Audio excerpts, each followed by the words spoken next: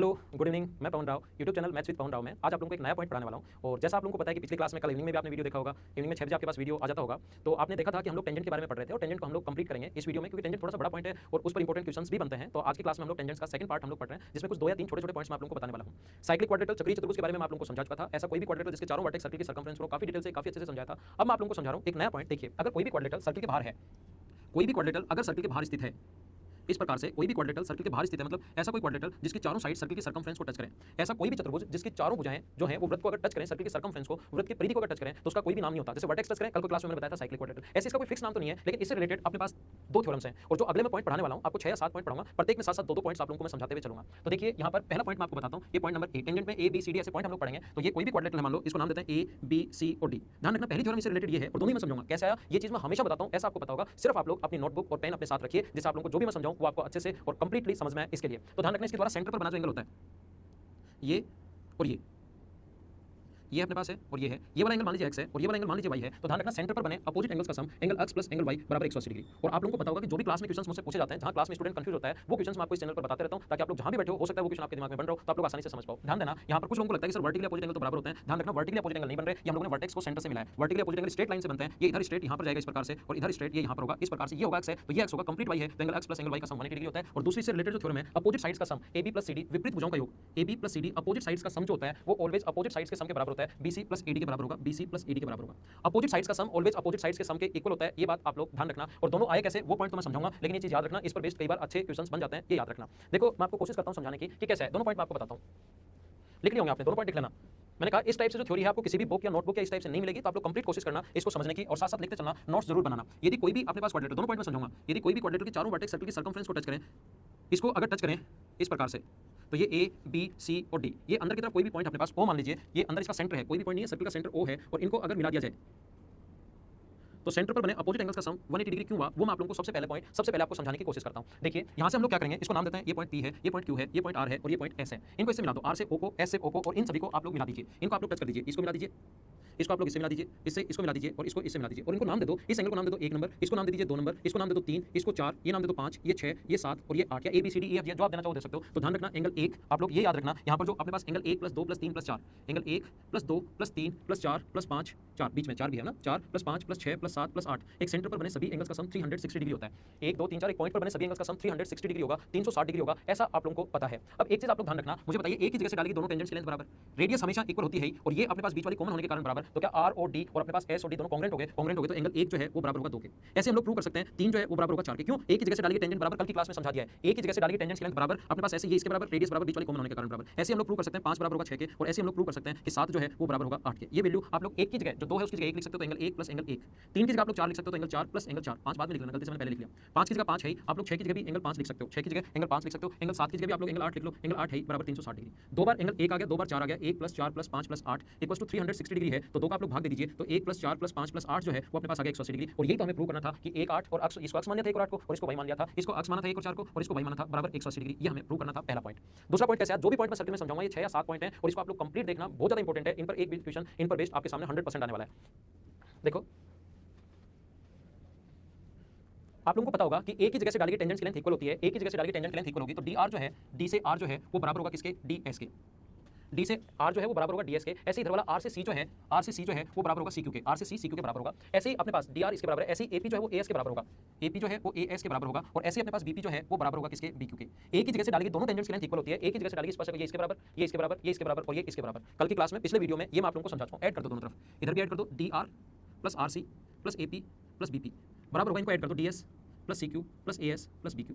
तो DR plus RC क्या लिख सकते हो, DR प्लस RC को आप लोग कंप्लीट RC लिख सकते हो, और AP प्लस BP को आप लोग AB लिख सकते हो, DC लिख सकते हो ना इसको, DR प्लस RC को कंप्लीट DC लिख सकते हो। ऐसे ही इधर वाला जो DS प्लस D से S, DS प्लस AS को, DS प्लस AS को इसको तो लिख सकते हो आप लोग AD लिख सकते हो, और आगे वाला जो बचा अपने पास CQ प्लस BQ, इसको आप लोग BC लिख सकते हो। और ये दूसरा पॉइंट मैंने सिखाया था आप लोगों को, आप लोगों को अभी भी मैंने बताया कि अपोजिट साइड्स का सम हमेशा अपोजिट साइड्स के सम के बराबर होता है। इसको आप लोग ध्यान रखना। इन पर छोटे छोटे क्वेश्चन या अच्छा क्वेश्चन कैसे बन सकता है इस पॉइंट पर बेस्ड, वो मैं आप लोगों को बता देता हूं।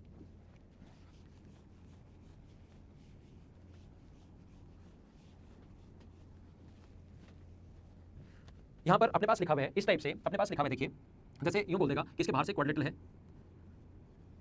ये देखो ए बी सी और डी, आसान से क्वेश्चन, एकदम आसान है, वैसे कॉन्सेप्ट क्लियर करने के लिए आपको बता रहा हूं। ये मान लो अपने पास सेंटर पर बना एंगल 120 डिग्री है और सबसे पहले आसान क्वेश्चन ये पूछा जा सकता है, तो सभी लोग मिलकर बताओ कि ये वाला एंगल 60 डिग्री होगा क्या? पता ही होगा आपको, ये वाला एंगल 60 डिग्री, क्योंकि अपोजिट एंगल्स का सम 180, यहां पर ये और इनका सम 180। दूसरा क्वेश्चन इस प्रकार से आ सकता है, ये 8 है, ये 6 है, ये 11 है, तो बताओ ये कितना होगा? अपोजिट साइड्स का सम हमेशा अपोजिट साइड्स के सम के बराबर, 8 और 6 है 14, तो 11 और ये इनका सम भी अपने पास 14 होना चाहिए, तो ये 3। इसका अच्छा क्वेश्चन कैसे बन सकता है वो हम लोग समझने की कोशिश करते हैं। देखिए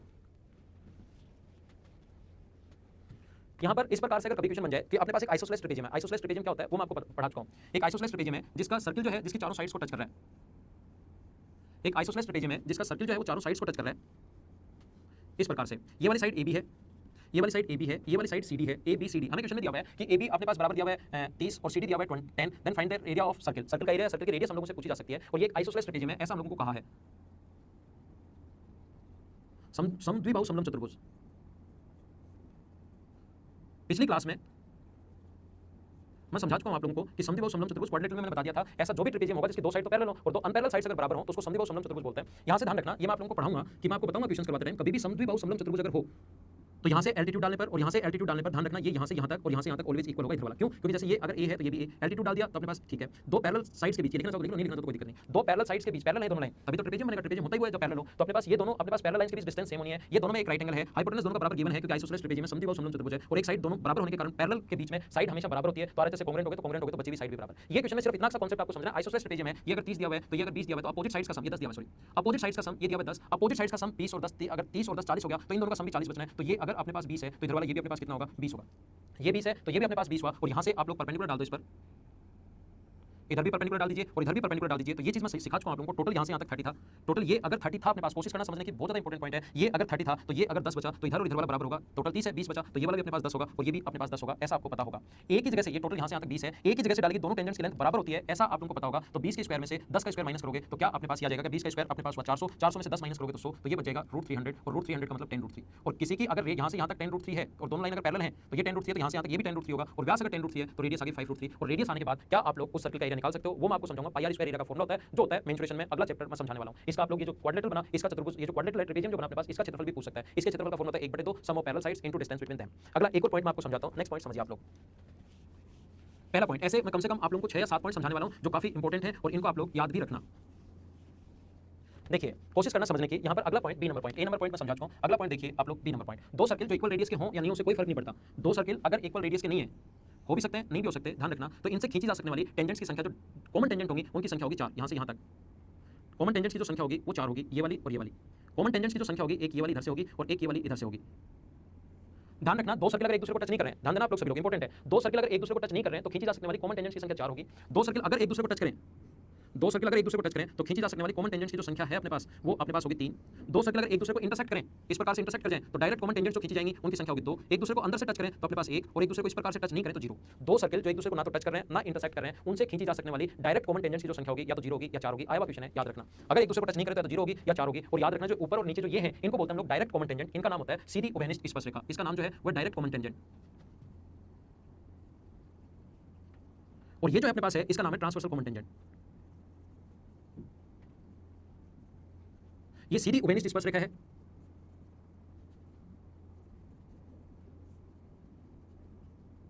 और ये जो अपने पास है ये प्रतिच्छेदी उभयनिष्ठ स्पर्शरेखा है, सीधी है, और ये जो अपने पास है ये प्रतिच्छेदी उभयनिष्ठ स्पर्शरेखा है।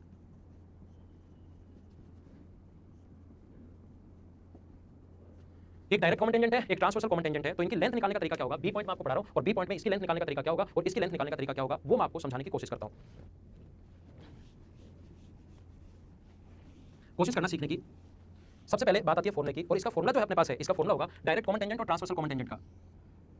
यहां से यहां तक डायरेक्ट डिस्टेंस PQ है। इस डायरेक्ट कॉमन टेंजेंट को हिंदी मीडियम वाले स्टूडेंट्स सीधी उभयनिष्ठ स्पर्शरेखा भी बोल सकते हैं, या अनुस्पर्शरेखा भी नाम इसी का होता है। हिंदी मीडियम वाले जो स्टूडेंट्स हैं, ट्रांसवर्सल कॉमन टेंजेंट का जो नाम है वो तो प्रतिच्छेदी है ही, डायरेक्ट का नाम हिंदी में सीधी उभयनिष्ठ स्पर्शरेखा का नाम अनुस्पर्शरेखा भी होता है, ध्यान रखना आप लोग। और इसकी लेंथ निकालने का जो तरीका होता है, अगर दोनों सेंटर्स के बीच की डिस्टेंस क्वेश्चन में दी हुई मिलेगी, दोनों सेंटर्स के बीच की डिस्टेंस अगर d है तो अपने पास, और इसकी रेडियस अगर r1 है और इसकी रेडियस अगर r2 है, तो डायरेक्ट कॉमन टेंजेंट PQ की लेंथ निकालने का तरीका होगा डिस्टेंस बिटवीन सेंटर्स का square minus r1 minus r2 का स्क्वायर। अगर इसकी लेंथ दोनों सेंटर्स के बीच की डिस्टेंस हमेशा क्वेश्चन में लिखी हुई मिलेगी तो डिस्टेंस बिटवीन सेंटर्स का स्क्वायर, लैंग्वेज में लिखना चाहो तो लिख सकते हो दोनों केंद्रों के बीच की दूरी माइनस r1 माइनस r2 का स्क्वायर। और ये जो अपने पास दूसरी ट्रांसवर्सल कॉमन टेंजेंट है, प्रतिच्छेदी उभयनिष्ठ स्पर्शरेखा है, PQ के बाद अगर ये इधर वाली r और s जो टच करे r तथा s पर, तो rs की जो लेंथ होगी r से s तक वो होगी डिस्टेंस बिटवीन सेंटर्स का square minus r1 plus r2 का स्क्वायर। अब ध्यान देना, अगर दो सर्किल एक दूसरे को टच करें, ये दोनों सर्किल अगर एक दूसरे को टच करें, इस प्रकार से अगर कभी भी हो दो सर्किल अगर एक दूसरे को टच कर रहे हो तो डायरेक्ट कॉमन टेंजेंट की लेंथ निकालने का जो तरीका होता है, ध्यान रखना distance between centres r1 plus r2। दो सर्किल एक दूसरे को अगर टच करें जिनकी रेडियस r1 और r2 है तो डिस्टेंस बिटवीन सेंटर्स जो होता है वो ध्यान रखना अपने पास होता है r1 प्लस r2। अगर बाहर से टच कर रहे हैं तो डिस्टेंस बिटवीन सेंटर्स होता है r1 प्लस r2 और अंदर से अगर टच कर रहे हैं तो डिस्टेंस बिटवीन सेंटर्स जो होता है वो होता है r1 माइनस r2। अगर दो सर्किल एक दूसरे को बाहर से टच करें तो r1 प्लस r2, अंदर से टच करें तो r1 माइनस r2 होता है। तो ध्यान रखना आप लोग अगर डायरेक्ट कॉमन टेंजेंट की लेंथ यहां पूछे तो डिस्टेंस बिटवीन सेंटर्स यहां पर आप लोग दोनों सेंटर्स के बीच की डिस्टेंस d की वैल्यू यहां पर r1 प्लस r2 रखोगे और इसकी वैल्यू रखोगे आप लोग r1 माइनस r2 स्क्वायर और सोल्व कर लेना, इसका आंसर आएगा 2 रूट r1 r2। तो डायरेक्ट कॉमन टेंजेंट की लेंथ ये है, ट्रांसवर्सल कॉमन टेंजेंट की लेंथ ये है। कैसे है वो तो मैं आप लोगों को समझाऊंगा, लेकिन यहां पर आप लोग याद रखना अगर दोनों सर्किल एक दूसरे को टच कर रहे हैं तो डायरेक्ट कॉमन टेंजेंट की लेंथ होती है 2 रूट r1 r2 और ट्रांसवर्सल कॉमन टेंजेंट की लेंथ सिर्फ एक पॉइंट पर टच करेगी और पॉइंट की कोई भी लेंथ नहीं होती, इसलिए उसका आंसर आएगा 0। ये आप लोग याद रखना। ये आया कैसे मैं समझाता हूं, देखिए एकदम आसान है, बहुत ज्यादा आसान है। इस प्रकार से आया डिस्टेंस बिटवीन सेंटर्स का square minus r1 minus r2 का स्क्वायर और दोनों पॉइंट समझाऊंगा। क्लासेस में हम लोग कई बार करते हैं, एक मैं समझा देता हूं, एक आप करो पहले, फिर मैं समझाता हूं। यहां पर मैं आपको दोनों ही समझा देता हूं, मुझे नहीं पता लगेगा कि आपने किया या नहीं किया, इसलिए दोनों ही समझा देता हूं। देखिए आया कैसे वो चीज आपको पता होनी चाहिए हमेशा। ये इसका जो यहां से यहां तक r1 है, इसकी रेडियस जो है वो यहां से यहां तक है r2, distance between centres d है और डायरेक्ट कॉमन टेंजेंट की लेंथ यहां से यहां तक ये है pq। इसको प्रूव करने के लिए इसकी लेंथ मान लो pq की लेंथ l है, l हमें प्रूव करना है, pq मान लो pq की लेंथ या l मान लो। आप लोग एक काम कीजिए, यहां से इस पर जितना r2 है इतना यहां से यहां तक इस पर परपेंडिकुलर खींचिए। ये r2 है तो ये ऊपर वाला r2 यहां से यहां तक, टोटल यहां से यहां तक r1 था, ऊपर वाला अगर r2 है तो नीचे वाला ये यहां से यहां तक जो बचा ये बचा r1 माइनस r2। ये जो कोण है ये अपने पास 90 डिग्री होगा। ये कोण 90 डिग्री इसलिए होगा क्योंकि रेडियस और टेंजेंट के बीच 90, ये 90, ये परपेंडिकुलर हमने खुद ने डाला है तो ये 90, तो pq की लेंथ अगर l है तो ये भी l। और पाइथागोरस थ्योरम से हमें तो l का मान निकालना है। पाइथागोरस थ्योरम से मुझे बताइए क्या आप ऐसा लिख सकते हो क्या कि l स्क्वायर बराबर d स्क्वायर माइनस ये जो लेंथ है r1 माइनस r2 की स्क्वायर, यही अपना आंसर है। l का रूट हटाओगे, स्क्वायर हटाओगे तो इधर जाके रूट हो जाएगा, ये अपना आंसर है। अगला पॉइंट फिर समझते हैं हम लोग, नेक्स्ट पॉइंट पर ध्यान दीजिए। अगला पॉइंट कैसे आया, दूसरा, पहला मैं समझा चुका हूं, दूसरा पॉइंट कैसे करोगे, हर चीज का क्यों तो मैं आपको बताता ही हूं, हो सकता है उसको थोड़ा सा ज्यादा आपको टाइम लग जाए, लेकिन वो तो वीडियो की लेंथ हम लोग धीरे धीरे जैसे आपका थोड़ा सा इंक्रीज कर ही रहे हैं। देखिए ये इस प्रकार से है, यहां से इसकी रेडियस मान लीजिए r1 है और इसकी रेडियस r2 है। डायरेक्ट कॉमन टेंजेंट के बाद हम लोग ट्रांसवर्सल कॉमन टेंजेंट सीख रहे हैं। ये इसकी जो रेडियस है वो यहां से यहां तक r1 है, ये r मान लो, ये s मान लो और इसकी रेडियस r2 है। ये r1 है अपने पास और ये r2 है। तो यहाँ पर ये क्वेश्चन करने का तरीका क्या होगा, दोनों सेंटर्स का आप लोग सेंटर्स मान सकते हो, इसको O1 मान लो, इसको O2 मान लो और डिस्टेंस बिटवीन सेंटर्स d है। ऐसा ध्यान रखना क्वेश्चन में गिवन होगा, दोनों सेंटर्स के बीच की जो डिस्टेंस है वो क्वेश्चन में हमेशा गिवन होगी, ध्यान रखना आप लोग। तो इस प्रकार से हम लोग क्या करेंगे, जितना ये r2 है उतना इसको पीछे बढ़ाएंगे। जो कंस्ट्रक्शन करना है वो मैं राइट से कर रहा हूँ, इस प्रकार से जितना r2 है उतना इसको पीछे बढ़ाएंगे, r2 के बराबर इसको पीछे बढ़ाया और इसको इससे मिला दिया, तो ये अपने पास पैरेललोग्राम बन गया। ये r2 है, ये r2 है, तो डिस्टेंस बिटवीन सेंटर्स अगर d है तो ये भी अपने पास d होगा। कुछ लोगों को लगेगा कि सर पैरेललोग्राम कैसे बन गया, ध्यान रखना ये लाइन और ये लाइन पैरेलल है, ये कोण 90 डिग्री और ये कोण 90 डिग्री, तो ये रेडियस और ये रेडियस दोनों के दोनों पैरेलल हैं, तो आगे बढ़ाने पर ये भी पैरेलल होगा, पैरेलल भी और बराबर भी, तो पैरेललोग्राम। ये रेडियस और ये रेडियस क्योंकि एक ही लाइन पर बना कोण अगर 90 डिग्री है तो दोनों लाइन पैरेलल, तो पीछे बढ़ाने पर ये दोनों बराबर भी होगी, पैरेलल भी होगी, तो पैरेललोग्राम। एक बार आपको समझाने के लिए मैं हटा देता हूं यहां से यहां तक, इसको हटा देता हूं बीच वाले को ताकि ज्यादा समझ में आए, क्योंकि d जो था डिस्टेंस बिटवीन सेंटर्स वो यहां पर आ गया। और अब मुझे बताइए rs की अगर लेंथ आपको निकालनी है, इसकी अगर आपको लेंथ निकालनी है तो 90 डिग्री के सामने d है, ये r1 प्लस r2 है, तो rs की जो लेंथ आएगी rs स्क्वायर बराबर पाइथागोरस थ्योरम से आप लोग लिख सकते हो d square minus r1 plus r2 का स्क्वायर। रूट हटाओगे उधर, कैसे गया ये चीज मैंने आप लोगों को समझा दी है। अब आइए एक क्वेश्चन देखते हैं जो एसएससी मेंस 2011 में, अब 2017 में सॉरी अब की बार आया है। 11 मेंस में तो कैसे क्वेश्चन आते थे पता है, 11 मेंस में तो इस टाइप के क्वेश्चन आए थे, 11 और 12 में तो एकदम आसान आसान क्वेश्चन इस टाइप के क्वेश्चन आते थे, जैसे अपने पास ये लिखा हुआ हो, इसकी रेडियस 9 है, इसकी रेडियस 4 है, तो बताओ डायरेक्ट कॉमन टेंजेंट की लेंथ यहां से यहां तक की जो लेंथ होगी ये होगी 2 रूट ab, 9 गुना 4 36 गुना 2, अपने पास आंसर आ गया 12। फिर बोला कि इस पर अगर pq भुजा वाले वर्ग का क्षेत्रफल बताओ, pq भुजा वाले वर्ग का क्षेत्रफल 144, तो उस टाइम तो आसान आसान क्वेश्चन आते थे। अब की बार 17 मेंस में जो क्वेश्चन आया था वो किस प्रकार से आया था, देखो मैं आपको कोशिश करता हूं समझाने की। बी पॉइंट के 2 पॉइंट मैंने आप लोगों को समझाया और इसके क्वेश्चंस किस प्रकार से आए थे वो मैं आपको कोशिश करता हूं समझाने की। 64 के लगभग क्वेश्चंस थे ज्योमेट्री के, और ये सारे के सारे क्वेश्चंस जैसे मैं आपको थ्योरी पढ़ा दूं, मेंस में आए हुए क्वेश्चन सारे आपसे खुद से होने चाहिए। देखो इस प्रकार से क्वेश्चन मैं आपके लिए फिर बोल देता हूं, पहले डायग्राम बनाता हूं, डायग्राम भी दिया हुआ था, जिसने मेंस के क्वेश्चंस देखे हैं उसको ये पता होगा। दो सर्किल जिसकी रेडियस 4 है, मैं लिखने के बजाय क्वेश्चन का डायग्राम बनाकर और फिर वैसे ही समझा देता हूं। इस प्रकार से है, थोड़ा बड़ा बन गया, जिनकी रेडियस जो है वो 4 इक्वल रेडियस के दो सर्किल हैं, यहां से यहां तक रेडियस 4 है और इसको यहां पर परपेंडिकुलर, ये अपने पास इसका सेंटर A है, इसका सेंटर B है, ये अपने पास R S, ये जहां टच कर रहा है वो S है, ये पॉइंट P है और ये पॉइंट Q है। ये क्वेश्चन था, मैं आपके लिए पढ़ देता हूं। इसमें लिखा हुआ है दी गई आकृति में दो समान वृत्त जिनकी सेंटीमीटर एक दूसरे को टच कर रहे हैं, दोनों वृत्तों के केंद्र A तथा B हैं, RQ वृत्त पर एक स्पर्श रेखा है, तो RQ की लंबाई क्या होगी, RQ अगर एक स्पर्श रेखा है, RQ अगर एक स्पर्श रेखा है तो RQ की लंबाई क्या होगी अगर इसकी रेडियस दी हुई है 4 और S इसके tangent. In the given figure, English medium वाले students, in the given figure two identical circle of radius 4 centimetre touch each other A and B are the centre of the two circle, if RQ is the tangent of circle then what is the length of RQ। देखो ये tangent का question था, tangent पढ़ा रहा हूं इसलिए मैं आपको बता देता हूं। ये यहां से यहां तक 12 है तो ये अपने पास होगा 4, रेडियस और टेंजेंट के बीच बना कोण 90 डिग्री, क्योंकि रेडियस 4 है तो ये भी 4, ये यहां से 4 4 और 4 अपने पास आ गया 12 और ये 4 4 का स्क्वायर 100 12 का स्क्वायर 144 में से 16 माइनस करोगे तो 128 और 128 को हम लोग 8 रूट 2 लिख सकते हैं। हमने पाइथागोरस थ्योरम लगाई है यहां पर 4 4 4 12 12 का स्क्वायर 144, 4 का स्क्वायर 16 माइनस करोगे तो 128 और 128 को 64 into 2 यानी 8 रूट 2 लिख सकते हैं। ये कोण 90 डिग्री, रेडियस और टेंजेंट के बीच 90 डिग्री, pq की लेंथ हमें चाहिए तो हम लोग लिख सकते हैं ये कोण अपने पास कॉमन के सामने वाली साइड 4 है, सिमिलरिटी लगा रहा हूं अच्छे से पढ़ा, ट्रायंगल आप लोगों को सिमिलरिटी लगा रहा हूं, समरूपता लगा रहा हूं, इसके सामने 4 और इसके सामने ये है pq। ये जो अपने पास कॉमन था यहां से यहां तक, ये जो अपने पास कॉमन है ये वाला एंगल और ये वाला एंगल कॉमन है, तो इस कॉमन के सामने 8 रूट 2 और बड़े वाले में कॉमन के सामने ये अपने पास दिया हुआ 16 इस प्रकार से, तो ये इससे कट जाएगा 8 से कट जाएगा 2 बार और रूट 2 टाइम्स क्रॉस मल्टीप्लाई करोगे तो pq की लेंथ आ जाएगी 4 रूट 2 और ये अपना आंसर है।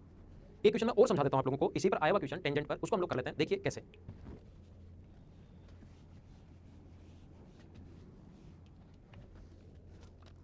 ये बुकलेट जो है वो आप लोगों को मिलेंगी, कैसे मिलेंगी मैं बताऊंगा, अभी सस्पेंस है, अभी तो आप लोगों को बताया जाएगा, अभी इस पर नहीं घबराना आप लोग। दो सर्किल जिनके अपने पास राइट एंगल ट्रायंगल है, इस प्रकार से देखिए, एक राइट एंगल ट्रायंगल एक समकोण त्रिभुज है जिसके अंदर की तरफ दो सर्किल हैं,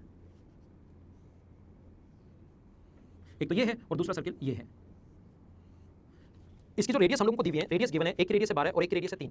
एक की रेडियस जो यहाँ से यहाँ तक ये तो है 12 और दूसरे की रेडियस है 3। Then find the area of triangle. ना तो कोई एंगल दिया है ना कुछ और दिया है, और हम लोगों को तो ये अपने पास ऑप्शन जो है इस क्वेश्चन के वो इस प्रकार से 1386, बी ऑप्शन जो है 1344, सी ऑप्शन है 1526 और डी ऑप्शन है 1024। ये मैं आपको हिंट दे देता हूँ क्वेश्चन करने की, क्योंकि सोल्व आपको खुद को करना है। हिंट दे रहा हूँ आप लोगों के लिए और उसके बाद आप लोग सोल्व करना क्वेश्चन को। हिंट कह रहा हूँ लगभग सोल्व ही कर रहा हूँ, लास्ट में कैलकुलेशन करनी है सिर्फ आपको। तो यहाँ पर देखिए ये इस प्रकार से सोल्व कर देता हूँ आपके लिए। इसको अगर इससे मिला दें तो हमेशा ध्यान रखना एक बात, सभी लोग हमेशा ध्यान रखना कि ये इसका एंगल बाइसेक्टर जो होता है ये इसका कोण समद्विभाजक है। एंगल बाइसेक्टर इसलिए है क्योंकि ये जो यहाँ से लाइन खींचोगे एंगल को बाइसेक्ट करने वाली, वो इसके सेंटर को भी मिलेगी और इसके सेंटर को भी मिलेगी। क्यों? एक लाइन क्यों मिलती है? ये लाइन अलग और ये लाइन थोड़ी सी नीचे से इधर से शुरुआत क्यों होती है, मैं आपको समझा देता हूँ। ये छोटे-छोटे पॉइंट्स हैं जो स्टूडेंट मुझसे क्लास में भी पूछते हैं, इसलिए मैं आपको भी बता देता हूँ। ध्यान देना, छोटे वाले सर्किल के लिए ये भी टेंजेंट है, ये भी टेंजेंट है, तो टेंजेंट से यहाँ से सेंटर को मिलाएं तो ये एंगल बाइसेक्टर का काम करेगा। क्यों? क्योंकि ये इसके बराबर और ये रेडियस इसके बराबर और बीच वाली कॉमन होने के कारण बराबर, तो सर्वांग समझेंगे। ऐसे बड़े वाले सर्किल के लिए भी ये टेंजेंट है, ये टेंजेंट है तो सेंटर को मिलाती है, एंगल बाइसेक्टर का काम करेगा और किसी भी एंगल का बाइसेक्टर सिर्फ और सिर्फ एक लाइन हो सकती है। अब मैं समझाता हूँ, 12 और 3 दिया हुआ था, ये एंगल 90 डिग्री, एक एंगल कॉमन होने के कारण बराबर, एक 90 डिग्री होने के कारण बराबर। तो अपने पास उससे पहले आप लोग ये भी समझ लो कि डायरेक्ट कॉमन टेंजेंट की लेंथ निकालने का तरीका, यहाँ से यहाँ तक की लेंथ निकालने का तरीका 12 गुना 3 36, 2 रूट ए बी में समझा चुका हूँ, 36 गुना 2 ये आ जाएगा 12। ऐसे यहाँ से यहाँ तक इधर भी डायरेक्ट कॉमन टेंजेंट जो है यहाँ से यहाँ तक का जो पॉइंट होगा ये अपने पास आ जाएगा 12। अगर ये साइड 3 है, ये साइड 12, छोटे वाला ट्रायंगल को नाम दे दो पी या एबीसी नाम दे दो। Find the area of triangle ABC ऐसे लिख देना। तो यहाँ से अपने पास सी ओवन ये वाला एंगल, इसको नाम दे दो पी, इसको नाम दे दो क्यू। सी ओवन पी और सी ओ टू क्यू दोनों सिमिलर हो जाएंगे, सिमिलर हो जाएंगे तो 3/12। इसको अगर एक बार अक्स मानो या पीसी मान लो या अक्स मान लो तो बराबर होगा अक्स अपॉन अक्स प्लस 12। यहाँ से सोल्व करोगे तो अक्स की जो वैल्यू आ जाएगी वो आ जाएगी 4, अक्स की वैल्यू 4 आ गई है, टेंजेंट बराबर होते हैं, ये 4 है तो ये भी 4। ऑप्शन हटा देता हूँ यहाँ से ना, ये अपने पास 4 आ गया, ये 12 है, इसको यहाँ से यहाँ पर मिलाओगे तो ये रेडियस 12 है तो ये भी 12 होना है, और ये रेडियस 12 है तो ये भी 12 होना है। इसको आप लोग मान लो y है, 2 रूट ए बी, ये 12 लाने के लिए मैं बता चुका हूँ। क्या पाइथागोरस थ्योरम से अब हम लोग ऐसे लिख सकते हैं कि 12 12 और 4 मतलब 28 का स्क्वायर बराबर 28 का स्क्वायर प्लस 12 प्लस y का स्क्वायर। देखो हम लोग लिख सकते हैं 28 का स्क्वायर प्लस 12 प्लस y का स्क्वायर बराबर 16 प्लस y का स्क्वायर। यहाँ से आप लोग a square plus b square बराबर c स्क्वायर पाइथागोरस थ्योरम लगा ली, y स्क्वायर से y स्क्वायर तो कट जाएगा, y की वैल्यू निकाल लेना, हाइट भी आ जाएगी, बेस आपके पास पहले से है, बेस और हाइट अगर दोनों आपके पास हैं तो आप लोग एरिया फाइंड आउट कर सकते हो। तो जो भी क्वेश्चन मैं आपको दूं उसको देखते आप लोग करने की कोशिश क्या करो ताकि आपको थोड़ा सा सही और ज्यादा समझ में आए। 2 पॉइंट मैं समझा चुका हूं, इसके 6 या 7 पॉइंट हैं। आज की क्लास में एक और पॉइंट हम लोग समझते हैं और अगला पॉइंट फिर कल की क्लास में हम लोग समझेंगे। एक पॉइंट मैं आपको और समझाता हूं, देखिए मैंने कहा कंप्लीट सर्किल में आपको पढ़ाने वाला हूं, सर्किल में कोई ऐसा पॉइंट नहीं बचेगा, ऐसी थ्योरम नहीं बचेगा जो मैं आप लोगों को नहीं पढ़ा पाऊं, सभी कंप्लीट थ्योरी हम लोग करेंगे। देखिए यहां पर तीसरा जो पॉइंट है, थर्ड पॉइंट मैं आप लोगों को समझाता हूं, या सी पॉइंट एबीसी नाम दे रहे हैं इसको। सी पॉइंट में वही टेंजेंट पर बेस्ड हम लोग चल रहे हैं। ध्यान रखना, एक अपने पास डायरेक्ट कॉमन टेंजेंट हो, दोनों सेंटर्स को मिलाने वाली लाइन को, ये यहाँ से यहाँ तक R1 है और ये अपने पास रेडियस R2 है, और एक तो ट्रांसवर्सल कॉमन टेंजेंट पे डायरेक्ट, पहले ट्रांसवर्सल कॉमन टेंजेंट की मैं बात कर रहा हूँ पॉइंट ए के लिए, फिर आप लोगों के लिए करूँगा मैं डायरेक्ट कॉमन टेंजेंट की बात। तो यहाँ से यहाँ तक अपने पास इसको मिला दीजिए, ये इसका सेंटर मान लो O1 है, इसका सेंटर मान लीजिए O2 है, ये हम लोगों को मिला है C1 पर, और यहाँ से इसको मिला दीजिए आप लोग C2 पर। इधर ये रेडियस R2 है और इधर ये मिला दीजिए आप लोग C2 पर, जहाँ पर टच कर रहा है वो पॉइंट C2 मान लो। मुझे ये बताइए रेडियस और टेंजेंट के बीच बना कोण कितने डिग्री होता है? 90 डिग्री। त्रिज्या व स्पर्श रेखा के बीच बना कोण जो होता है वो तो होता है 90 डिग्री, रेडियस और टेंजेंट के बीच। और वर्टिकली अपोजिट एंगल शीर्ष विमुख कोण हमेशा बराबर होता है। तो दोनों के दोनों ट्रायंगल, ये पॉइंट अगर P है तो दोनों के दोनों ट्रायंगल O1 C1 P और O2 C2 P दोनों सिमिलर हो गए। सिमिलर हो गए तो अपने पास O1 P upon O2 P का रेशियो वही होगा जो अपने पास रेशियो है O1 C1 upon O2 C2 मतलब रेडियस का, और वही होगा जो ratio P C1 upon P C2 का। ये ज्यादा काम का आपने है नहीं, इसलिए हम लोग इसको छोड़ देते हैं। और ये आप लोगों के लिए काम का है कि अगर दोनों सेंटर्स को मिलाने वाली लाइन को ट्रांसवर्सल कॉमन टेंजेंट उसी रेशियो में डिवाइड करती है जिस रेशियो में एंगल बनाने वाली साइड्स हैं। दोनों सेंटर्स को मिलाने वाली लाइन को ट्रांसवर्सल कॉमन टेंजेंट उसी रेशियो में डिवाइड करती है, उसी अनुपात में बांटती है जिस अनुपात में कोण बनाने वाली भुजाएं हैं। ये आप लोग याद रखना, ये पॉइंट आपके दिमाग में होना चाहिए। अब इसके साथ एक पॉइंट और दिमाग में होना चाहिए, नहीं तो क्वेश्चन आता हुआ आप लोग गलत कर दोगे। देखो ध्यान देना, ये तो था अपने पास direct transversal common tangent. Direct common tangent अगर अपने पास है, कोशिश करना समझने की, अगर कभी भी अपने पास डायरेक्ट कॉमन टेंजेंट है, दो सर्किल अपने पास ये और ये डायरेक्ट अपने पास कॉमन टेंजेंट, दोनों सेंटर्स ये हैं, एक O1 मान लो और एक O2 मान लो, तो यहाँ से आप लोग ये PQ है। मुझे बताइए डायरेक्ट कॉमन टेंजेंट दोनों सेंटर्स को मिलाने वाली लाइन को क्या कहीं पर इंटरसेक्ट कर रही है क्या? आप लोग बोलोगे सर नहीं कर रही। इसको आगे बढ़ाने पर ये पॉइंट वहां जो नाम दिए थे वो दे दो C2 और इसको नाम दे दीजिए C1। आगे बढ़ाने पर ये पॉइंट P पर अगर मिले तो यहाँ से इसको मिलाओगे तो रेडियस और टेंजेंट के बीच 90 डिग्री और रेडियस और टेंजेंट के बीच 90 डिग्री। यहाँ से अपने पास ये एंगल कॉमन है, एक एंगल 90 डिग्री होने के कारण बराबर, तो दोनों के दोनों ट्रायंगल सिमिलर हो गए, दोनों त्रिभुज समरूप हो गए। समरूप हो गए तो हम लोग लिख सकते हैं छोटे वाली साइड P यहाँ से यहाँ तक P O2 या P O1 upon P O2 या O1 P, पिछली बार जैसे लिखा था वैसे लिख रहा हूँ, O2P बराबर होगा O1 C1 upon O2 C2। क्या पिछली बार और बराबर होगा P C1 upon P C2, लेकिन ये अपने ज्यादा काम का है नहीं इसलिए मैं इसको छोड़ देता हूँ। क्या जो पिछली बार पढ़ाया था वही है क्या कि दोनों सेंटर्स को मिलाने वाली लाइन को डायरेक्ट कॉमन टेंजेंट उसी रेशियो में डिवाइड करती है जिस रेशियो में रेडियस है। जो पिछला रेशियो था वही रेशियो ये है, लेकिन एक छोटा सा पॉइंट आप लोग समझ लीजिए, एक छोटा सा पॉइंट, लास्ट पॉइंट इसका समझिए। देखो मैं फटाफट बनाता हूँ थोड़ा सा जल्दी। यहाँ पर इस प्रकार से जब भी है ये दो सर्किल हैं, एक ट्रांसवर्सल कॉमन टेंजेंट है, दोनों सेंटर्स को मिलाने वाली लाइन को O1 O2 ये O1 C1 है और ये O2 C2 है, तो ध्यान रखना O1 C1 upon O2 C2 और ये पॉइंट P अगर है तो वही होता है जो O1 P upon O2 P। दूसरा एक पॉइंट में यहाँ पर क्या समझाना चाह रहा हूँ कि डायरेक्ट अगर कॉमन टेंजेंट कभी हुई तो दोनों सेंटर्स को मिलाने वाली लाइन को बाहर कहीं पर इंटरसेक्ट करिए P पॉइंट पर, ये O1 O2, तो यहाँ पर ये चीज आप लोग सिर्फ और सिर्फ एक पॉइंट ये ध्यान रखना, नहीं तो आता हुआ क्वेश्चन गलत मत कर देना। O1 P upon O2 P बराबर O1 C1 upon O2 C2, दोनों बराबर होते हैं। लेकिन ध्यान रखना एक पॉइंट जो आप लोगों को नहीं पता, वो ये नहीं भूल जाते हो, पता तो है लेकिन भूल जाते हो, वो ये है कि अगर AB को मिलाने वाला लाइन, AB को मिलाने वाली लाइन के अंदर कोई पॉइंट C है, ये रेशियो 3:2 है तो आप लोग बोलते हो 3:2 है। 99% ये अंदर की तरफ पॉइंट होता है, लेकिन अगर A से B की तरफ बाहर की तरफ भी कोई पॉइंट है C, तो ये अगर इसको 7 और ये यहाँ से यहाँ तक 2 है तो C इसको 7:2 के रेशियो में डिवाइड करेगा, लेकिन ये बाहर की तरफ बहुत कम आता है। AB लाइन सेगमेंट ये है तो इसके साथ हमें ब्रैकेट लगाकर लिखना पड़ता है, बाह्य अनुपात है, एक्सटर्नल रेशियो है। ध्यान रखना मैं क्या समझाना चाह रहा हूं, मैं समझाना चाह रहा हूं कि 99% अंदर की तरफ ही रेशियो आता है किसी भी लाइन के, तो उसके साथ ब्रैकेट लगाकर हम लोगों ने लिखना छोड़ दिया है कि अंतर्नुपात या इंटरनल रेशियो। लेकिन मुझे बताइए कि दोनों सेंटर्स को मिलाने वाली लाइन के बीच में कहीं पर है या बाहर की तरफ है? आप बोलोगे सर बाहर की तरफ है, तो इसके साथ आपकी मजबूरी है, यहां कुछ नहीं लिखोगे तो भी आपका काम चल जाएगा, गलत नहीं है। लेकिन जब बाहर की तरफ हो तो इसके साथ आप लोगों को लगाना पड़ेगा बाह्य अनुपात है, एक्सटर्नल रेशियो है, ये आप लोगों को लिखना ही लिखना पड़ेगा, ध्यान रखना। आया हुआ क्वेश्चन इस प्रकार से है कि दो सर्कल जिनकी रेडियस 5 और 2 है, 5 सेंटीमीटर और 2 सेंटीमीटर, बताओ ट्रांसवर्सल कॉमन टेंजेंट दोनों सेंटर्स को मिलाने वाली लाइन को किस रेशियो में बांटेगी? तो रेशियो तो ध्यान रखना 5:2 ही होगा, लेकिन दो ऑप्शन में एक में मिलेगा अंतर्नुपात और एक में मिलेगा रेशियो 5:2 बाह्य अनुपात। तो रेशियो तो वही होता है रेडियस वाला, लेकिन इसके साथ लगता है अंतर्नुपात और इसके साथ लगता है बाह्य अनुपात, एक्सटर्नल रेशियो। ये आप लोग गलत मत कर देना। तो 3 पॉइंट मैंने पढ़ाए और आगे की जो क्लास होगी वो अगले क्लास कर लेता हूं मैं। 3 या 4 पॉइंट जो बचे हुए हैं सर्कल के उसमें कंप्लीट करेंगे, वो कल की क्लास में मैं आपको बताता हूं। अगर आपको वीडियो सही लगा तो आप लोग इसको शेयर करते रहिए और स्टूडेंट्स को भी फायदा पहुंचाइए। ऐसे नहीं सोचिए कि मैं अकेला पढ़ लेता हूं, ये अच्छा मैथ्स है मैं अकेला पढ़ लूंगा, ये थोड़ा सा मतलब ऐसी सोच नहीं रखो आप। जितनी ब्रॉड सोच होगी उतनी ज्यादा ठीक होगी, तो थोड़ा अच्छा सोचिए, दूसरे लोगों को भी हेल्प मिले, उनके लिए वीडियो शेयर कीजिए। आज की क्लास में सिर्फ इतना ही।